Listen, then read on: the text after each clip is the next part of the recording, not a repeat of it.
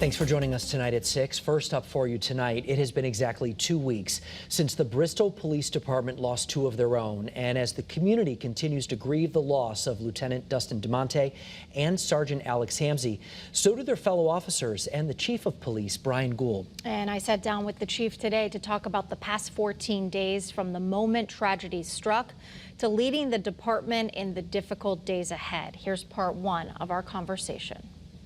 It goes without saying, but we're all so sorry for what happened. How are you doing? How's the department doing right now? So we have a lot of healing to do. It's very difficult.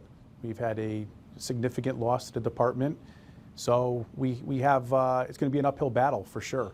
Bring me back to October 12th. Where were you when you heard what happened? Yeah, so I was home that night, and when I got the phone call from the deputy chief informing me what happened, and I think it's something that you always know that could happen, but you're never truly prepared for that phone call. So that was one of the worst phone call of my career. And where did things go from there? Did you head to the scene? First was coming here to support the men and women that were here, that were deploying to the scene, making sure that we had the proper assets in place. And quite frankly, the #1 focus at that point was getting to the families.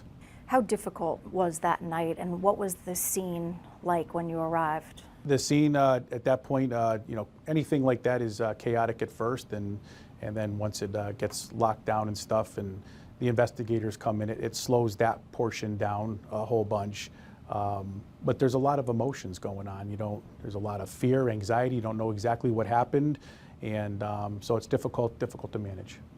As a leader, you are still forced to lead during these situations, despite maybe how you're feeling and the grief that you're experiencing yourself. How did you look in the eyes of those officers and continue to lead despite what happened? I'm no different than any one of them. We're human beings. We all care and love and feel. So, you know, I've been serving in this great police department now for over 28 years, so I know all these men and women, not just as colleagues, but as family.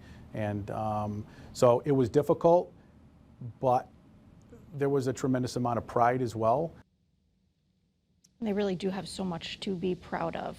Such a closeness there in that department after such a horrific tragedy. Absolutely, and unity in the community as well. Part 2 of our conversation continues tonight at 11. It'll focus on the fallen officers, who they were, how they'll be remembered. We're also getting the chief's thoughts on the heroic actions of Officer Alec Ayarato and how he is doing today.